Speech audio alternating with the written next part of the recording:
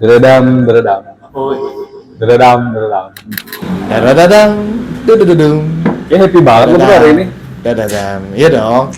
Everybody's happy. Suntuk gue sebenarnya bro. Gimana Gimana ya caranya biar enak gitu ya. Ngopi lah, ngopi. Kopi udah kemarin. Udah. Ini Apalagi nih? nih, gimana ya bro Arif? Lo dateng telat lagi, orang kita udah selesai makan. Lumayan, kita kan masih anak gua. Kalau inti-inti kan bos-bos semua. Kagak ada. Nggak gitu juga. Rezeki itu kan Allah atur masing-masing, ya nggak? Iya. Waalaikumsalam. Waalaikumsalam. Wah, astagfirullah. Gabung. Kita baru bahas ini. Ini juga telat tadi. Tapi nggak terlalu telat. Lu telat banget. Lagi bahas apa nih semuanya nih? Kagak. Tadi lagi ini aja. Bro, lagi bingung ini. Kenapa bro? Kondisi, aduh kayaknya suntuk banget gitu loh.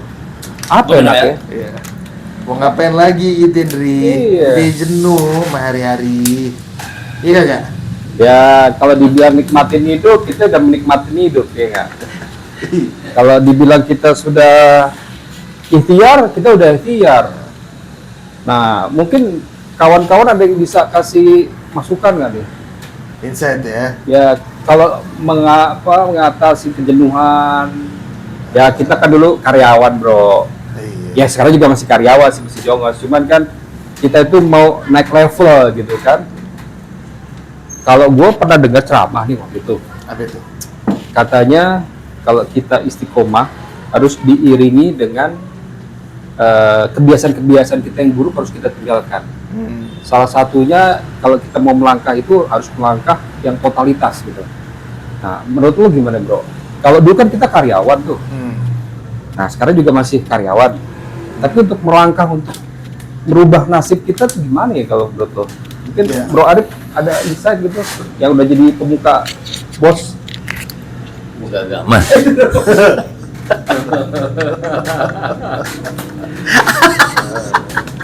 Serius amat bahas. Ustaz kali. Lanjut. Jadi gini Wan, gampang aja Wan. Gue sambil ngudut ya. Hidup tenang kalau ibadahnya bagus. Nah, Tapi kalau ibadahnya nggak bagus, hidup gak bakal tenang. Mau dikasih duit ratusan juta, miliar pun, lu tetap aja gak bakal tenang. Tapi kalau nggak diiringin dengan ibadah. Tapi kalau ibadah lo bagus, cakep tuh misalkan. Hayyalan sholat, tuh berburu tuh lo kerjaan lo tinggalin, lo datang ke masjid tuh, ya kan? Ajak anak lo tuh jamaah bareng, itu kan salah satunya. Coba. Iya dong. Gue sih mengutip dari kata-kata lo yang hayal sholat, setuju banget ya. Memang kadang kita suka lupa gitu ya dengan dunia ini. Nggak pernah merasa puas, nggak pernah merasa cukup, nggak pernah merasa puas. Kadang kita suka ninggalin hal-hal yang sebenarnya simpel bisa kita lakuin, tapi kita anggap itu hal yang biasa. Padahal itu hal yang paling fundamental, paling dasar gitu ya. Kebiasaan.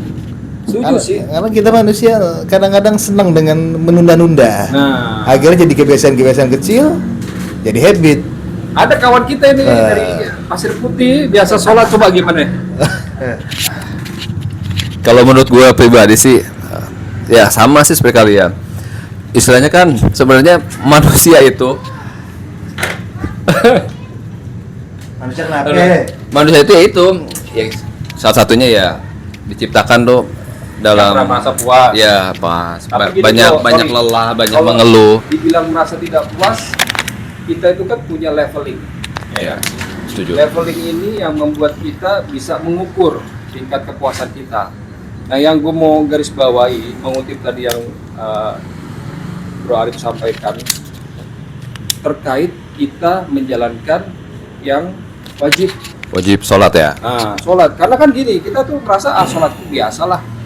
Orang juga semua sholat, tapi ukuran kepuasan atau ukuran kesuksesan atau kekayaan itu emang diukur dari sholat. Enggak juga kan? Ya, setuju. Banyak orang Setuju kaya, gua. sholatnya acak-acak. Ya. Banyak juga orang yang sholat kaya raya. Nah, ini mungkin kita bisa garis bawahi gitu loh, gimana buat kita bisa terapin ke kita juga. Kalau gue pribadi sih menerapkan ya dalam gue pribadi sama keluarga gue menekankan sama anak sama istri gue tuh sholat itu harus wajib karena sesuai dengan sabda Rasulullah. Allah itu menyukai amal, salah satunya sholat tepat waktu, seperti itu. Kemudian ada dalam surat apa mungkin Lulu pada tahu semua ya, pernah dengar Allah itu berfirman celakalah bagi orang-orang yang sholat. Iya, Fawailul lil Orang-orang yang musholin. meninggalkan sholat. Ya, fawailul lil musholin. Even dia sholat tapi celaka. Kenapa itu? Celaka dalam artian dia tuh lalai. Istirahat bukan? Bukan, lalai. Contoh maghrib dikerjakannya mau isya. Waduh, Ya kan? bobo banget itu. Johor mau dikerjakannya mau asar. Itu salah satu yang melalaikan. Jadi sholat pun akan mendapatkan Lagi nggak Kecelakaan, berpergian, seperti itu. sholatnya di kodok. kalau berpergian ya. Agak berpergian. Oh, kagak berpergian. Nah, itu parah itu. Haram itu. Itu parah itu. Haram. Ada Ya. dalamnya be ada. Nah, loh. kalau gue sih menerapkan seperti itu bro pada sama keluarga gue pribadi. Mungkin Lulu ada insight buat kita ke depannya nih supaya kita bisa istiqomahkan, ya kan? Hablum minallah kita kepada Tuhan, yaitu Allah Subhanahu Wa Taala. Bukan begitu Bregan? Coba Bregan, mungkin lu punya yang bisa kita serap lah. Advice lu biasanya kan bijak, ya nggak Bro Awan? Nah, Dia senyum aja bro, ya kan? Kenapa bro dia? balik yang tadi, Ya. Jadi- ya. kita sebagai umat muslim yang dilihat itu bukan dari banyak kekayaan atau banyaknya siapa bukan, tapi yang kita lihat adalah amal ibadahnya.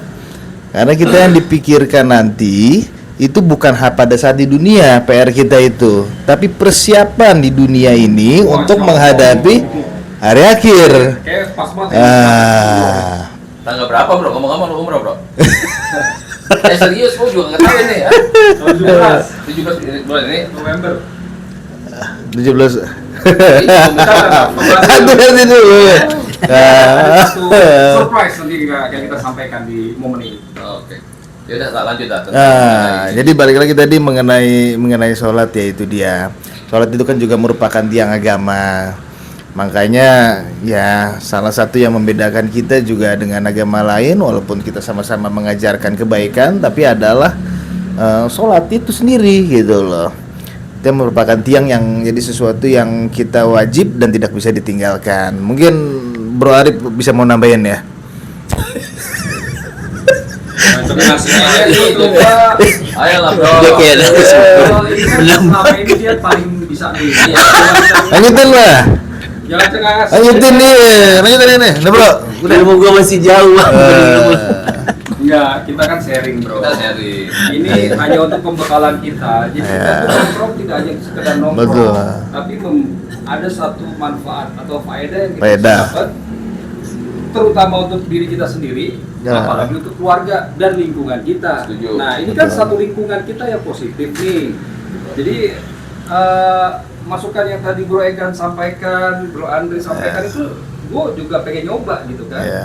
Karena relate dengan kondisi kita hari-hari, kadang kita suka lupa bro.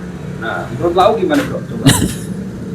Gini seperti yang gue bilang, niat dulu lurus. Nawa itu. Iya. Dan semua kegiatan aktivitas itu berawal dari niat. Niatnya baik, hasilnya baik. Tapi kalau niatnya udah buruk, pasti hasilnya buruk. Begitu pula dengan ibadah. Ibadah itu harus dengan niat ikhlas, baik, tunduk dan patuh dan yakin sama Allah. Kalau misalnya sholatnya bagus, otomatis kehidupannya akan lebih baik. Gitu kan. Masya Allah. Kemudian Oh, ini, kalau kita sadar, banyak manusia di saat ini termasuk kita mungkin sebelum-sebelumnya bahwa yang namanya aktivitas apapun kegiatannya, pekerjaan, sekolah, melangkah dari rumah aja itu udah semuanya terjadi karena Allah. Nah kalau kita ingat bahwa oh iya, apapun yang kita lakukan Allah tahu nih, gitu loh. Setuju Maka bang. ketika kita melangkah kemanapun, kita akan tidak akan istilahnya melangkah ke tempat yang Demen gue dengarnya nih. gitu. ngantuk loh Ada nggak? Adem mati gua. Bener lah. Lanjut deh, lanjut lah ya. Itu kata Ustaz. sesuai namanya wise man. Itu Pak Awan, ya kan? Gitu kawan. Oke, luar biasa banget ya, nggak nyangka loh. Di momen ini kita bisa menemukan suatu pencerahan. Walaupun kesannya biasa, tapi sih menurut gue ini suatu hal yang baik banget buat kita bisa kita terapkan ya, khususnya buat tadi ya, untuk diri kita atau untuk keluarga, bahkan nanti di lingkungan kita. Nah memang ada baiknya kalau gue coba summary ini ya, apa yang kita lakukan itu tergantung dari nawaitunya dulu pertama. Setelah nawaitu, penerapan kita hari-hariannya kita tadi disampaikan sama Bro Andri di lingkungan kecil kita, ring satu lah keluarga.